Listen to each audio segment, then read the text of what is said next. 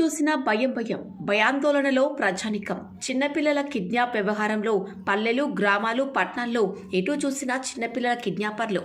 Police చేతిలో పట్టుపడడంతో పిల్లల తల్లిదండ్రులు కొంత ఊపిరి పీల్చుకున్నా, మరోవైపు నిజామాబాద్ జిల్లాలో ఏం జరుగుతోందో తెలవక అయోమయంలో ప్రజలు అంతుచిక్కని సమాధానం. ప్రతిరోజు ఏదో ఒక చేదు వార్త వినిపించడంతో పరిసర ప్రాంతాల ప్రజలు పిల్లల పట్ల అప్రమత్తంగా ఉండాలని ప్రభుత్వ సూచనల మేరకు పోలీసు వారు ప్రభుత్వ, ప్రైవేటు పాఠశాలల్లో సూచనలు జారీ చేసినప్పటికీ పిల్లల తల్లిదండ్రులు పోలీసు వారి విజ్ఞప్తిని పెడచెవిన పెడుతూ అగంతక ఘటనలకు కారణమవుతున్నారు.